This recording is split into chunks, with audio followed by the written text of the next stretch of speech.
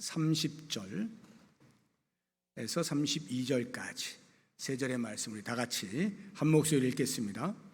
형제들아, 내가 우리 주 예수 그리스도와 성령의 사랑으로 말미암아 너희를 권하노니 너희 기도에 나와 힘을 같이하여 나를 위하여 하나님께 빌어 나로 유대에서 순종하지 아니하는 자들로부터 건짐을 받게 하고 또 예루살렘에 대하여 내가 섬기는 일을 성도들이 받을 만하게 하고 나로 하나님의 뜻을 따라 기쁨으로 너희에게 나아가 너희와 함께 편히 쉬게 하라. 아멘. 오늘 기도 예배의 주간이어서 제가 아주 간단하게 말씀을 전하고 기도하는 시간을 최대한 많이 가질 수 있도록 하겠습니다. 사도 바울이 로마 교회 편지를 쓰는 내용 중에 로마 교회 성도들을 한 번도 본 적이 없습니다. 사도 바울은. 그렇지만 그리스도 안에서 한 형제요 자매고 또 이제 머지않아 방문하기를 소망하는 마음을 가지고 편지를 먼저 보내는데 그 가운데에서 오늘 말씀을 보면 여러분 저희를 위해서 기도해 주십시오 라고 하는 기도의 부탁을 하는 것을 볼 수가 있습니다. 그 부탁의 내용이 세 가지가 나오는데요. 31절을 보시게 되면 먼저 나로 유대에서 순종하지 아니하는 자들로부터 건짐을 받게 해 주십시오. 자신의 생명을 위해서 기도해 달라는 부탁을 하는 거예요. 여기 순종하지 아니하는 자들은 유대인들의, 쉽게 이야기하면 유대인들인데, 유대인들의 눈으로 볼 때 사도 바울은 배신자죠. 이단자입니다. 자기들의 공동체에서 뛰쳐나간 배신자이죠. 그래서 어떻게 해서든지 이 유대인들은 바울을 처단하려고 하는 애를 씁니다. 그래서 심지어 사도 바울이 3차 전도여행 마치고 나서요 예루살렘 교회로 들어오게 될 때에 아예 이참에 바울을 없애자라고 하는 특공대를 조직을 합니다. 그래서 40명의 특공대, 결사대인데요. 우리 사도행전 23장 한번 보겠습니다. 12절 13절에 날이 새매 유대인들이 당을 지어 맹세하되 바울을 죽이기 전에는 먹지도 않고 마시지도 않겠다 하고 이같이 동맹한 자가 40여 명이 되었어요. 40여 명이 죽기 살기로 바울 죽이겠노라고 이렇게 다짐을 하는 것입니다. 그렇다고 한다면 사도 바울이 이와 같은 생명의 위협을 느끼고 아우 이거 죽으면 안 되는데 하고 그 죽는 것이 두려워서 그들로부터 건짐받도록 기도해달라 이렇게 부탁을 한 것일까요? 그렇지는 않아요. 왜냐하면 바울은 이미 들어오기 전에 성령의 감동함을 따라서 제자들이 거기 들어가면 소요가 있을 것이고 위험하고 등등등등 해서 못 가게 계속 말렸어요. 여러 차례 말렸는데도 불구하고 바울은 뭔가 생각이 있었어요. 그래서 죽으면 죽으리라 하고 들어간 거거든요.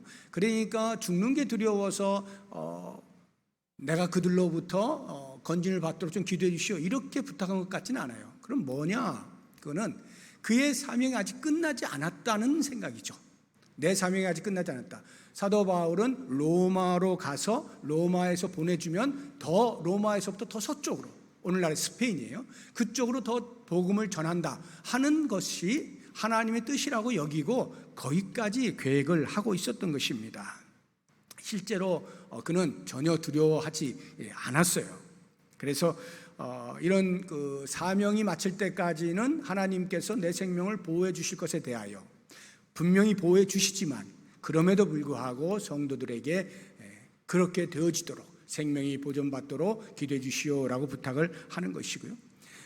마치 이렇게 목숨을 아까워하지 아니하고 복음을 전하는 자로서 목숨을 내놓고 이렇게 하는 경우에는 뭐 생명의 그 건짐을 받기 위해서 기도해 달라는 말을 안 할 것 같잖아요. 근데 실제로 사도 바울은 왜 그렇게 하느냐? 생명의 주인이 하나님이시라는 거예요.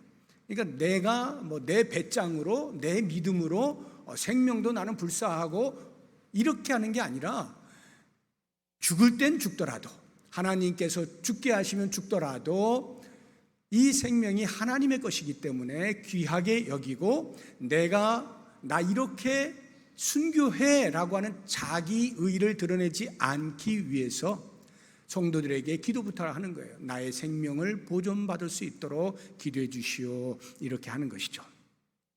두 번째로 왜 부탁한 내용을 보게 되면 이제 구제금을 그 마게도냐 성도들로부터 받아가지고 예루살렘 교회 어려운 성도들에게 이제 나눠주기 위해서 들고 온 거거든요. 이때에 예루살렘 교회 성도들이 그 구제금을 받을 수 있게 해달라고 기도 부탁을 합니다.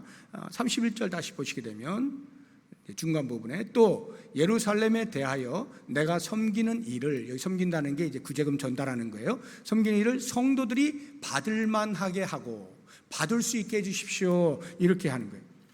무슨 말일까? 구제금 전달하면 받는 거지 당연히. 그걸 뭘 위해서 기도하나 싶은데요, 실제로 이런 거예요. 구제금을 전달하는 이 자체를 바울은 사명으로 여긴 거예요.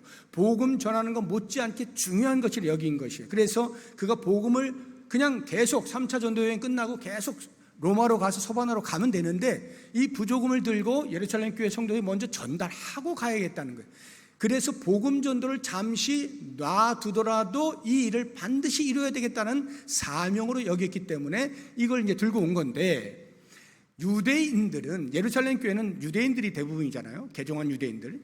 근데 이방인들이 돈을 모아서 자기들을 돕겠다고 구제금을 전달할 때 과연 그들의 자존심이 아니 우리가 아무리 이렇게 어렵다고 해서 이방인들의 손에 도움을 받는다고 하고 만약에 자존심을 부려버리면 기껏 저들이 성령의 감동을 통해서 더 어려운 자들을 위하여 헌금해가지고 보내온 건데 만약에 그것을 거절하게 되어버리면 사도 바울이 계속 가면서 유대인과 이방인들의 모든 막혔던 담이 다 허물어지고 그리스도 안에서 하나다 계속 얘기해 왔는데 그게 허사가 돼버리잖아요.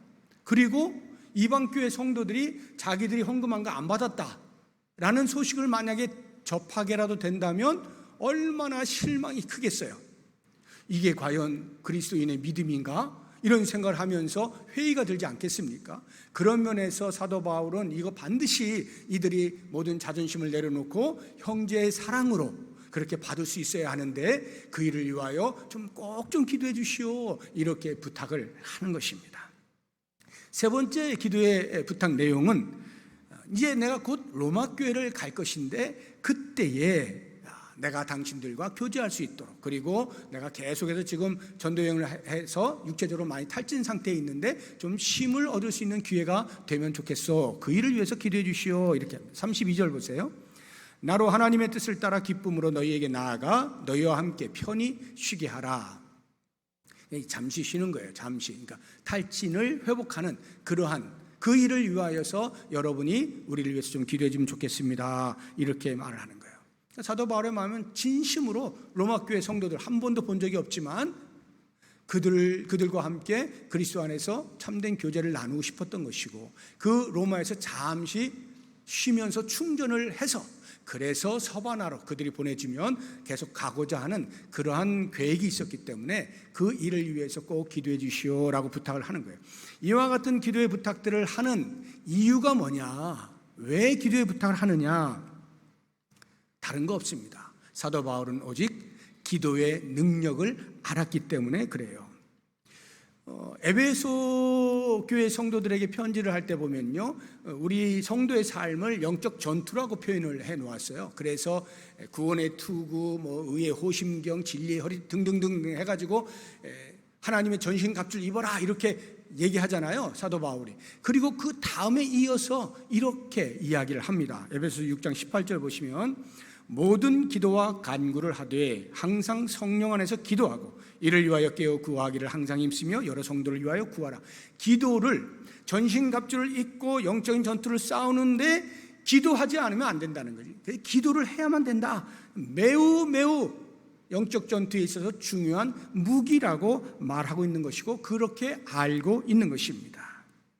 그래서 사도 바울은 다른 사람을 위하여 기도하는 것이 얼마나 중요한지에 대하여서 30절을 보시게 되면 형제들아 내가 우리 주 예수 그리스도와 성령의 사랑으로 말미암아 너희를 권하노니 너희 기도에 나와 힘을 같이하여 나를 위하여 하나님께 빌어, 이렇게 돼 있잖아요. 그러니까 다른 사람과 더불어서 기도하는 게 이게 뭐냐면 영적인 전쟁을 치르는데 사람들이 모이는 거예요. 그래서 힘을 모으는 겁니다. 한두 사람 전쟁하는 것하고 10사람이 모여서 전쟁하는 게 다르잖아요. 그러니까 마치 사도 바울은 기도의 동역자들을 모으는 것이 영적인 전쟁에 있어서 수를 모으는 것과 같은 거예요. 힘을 합하는 것입니다. 함께 투쟁하는 거예요. 그래서 물리치고자 하는 이러한 것을 아는 거죠. 그래서 우리가 아말렉과의 그 르비딤 전투에서 모세가 홀로 기도하는 것보다 아론과 훌이 양쪽에 손을 받쳐주면서 함께 기도할 때 놀라운 능력이 나타났던 것을 우리가 보지 않습니까? 예수님께서 십자가에 못 박히시기 전날 밤에 겟세마네 동산 올라가서 기도하실 때도 혼자 기도하시지 않잖아요. 제자들 같이 데려가서 같이 기도하기를 원하는데 그들이 약해가지고 기도를 못하죠. 졸죠. 그런데 예수님의 마음은 함께 해주기를 원하는 거예요. 같이 기도할 때 이런 영적인 전쟁에서 승리할 수 있다. 함께하는 것. 그래서 사도 바울은 한 번도 얼굴을 본 적이 없는 성도들이었음에도 불구하고 이러이러한 기도들을 꼭 좀 해주시오라고 부탁을 하는 것입니다. 우리가 이와 같은 기도를 할 때에 오늘 오전에도 제가 말씀을 드렸지만 중요한 것이 하나님의 뜻을 따라 간구하는 게 중요해요. 32절 보시면 나로 하나님의 뜻을 따라 기쁨으로 너에게 나아가 너희와 함께 편식에 하라 할 때 이 하나님의 뜻을 따라 기도하는 게 굉장히 중요한데 그러기 위해서는 우리의 기도하는 순간에 기도할 때 그 내용이 과연 하나님의 뜻에 따라 하고 있는가에 대한 점검과 기도를 한 이후에 응답하시는 하나님의 그 결과를 주시하는 것 굉장히 중요해요. 어떻게 하나님이 응답하시는지를 잘 살펴봐야 되고 그래서 어떠한 응답의 결과들이 나타났을 때 그에 대하여서 토를 달지 아니하고 온전한 순종을 하는 것 이런 것이 전부 하나님의 뜻을 따라 간구하는 것이 되는 겁니다. 오늘 우리가 이제 기도 예배 주간으로 이제 관리위원회를 위해서 기도할 것이고 또 우리 하반기 교회 사역을 위해서 기도를 할 텐데요. 이러한 마음을 가지고 우리 관리위원회 이제 제가 잠시 후에 소개를 해드리겠습니다만 그들을 위해서 진심으로 기도하면서 우리 교회를 든든히 세워갈 수 있기를 주의 이름으로 부탁드립니다. 기도하겠습니다. 하나님 감사합니다. 오늘 우리가 먼저 말씀으로 도전받고 우리의 공동의 기도의 제목을 따라서 함께 마음을 모아서 기도하고자 합니다. 이 세상과 대적하며 사탄의 공격을 막으며 영적인 전쟁에서 승리하기 위하여 한 마음을 가지고 힘을 모아서 기도할 때 주께서 우리에게 힘을 더하여 주시고 기도에 응답하여 주시고 응답하시는 하나님께 찬양하는 귀한 역사가 있게 하여 주시옵소서. 예수님의 이름으로 기도드립니다. 아멘.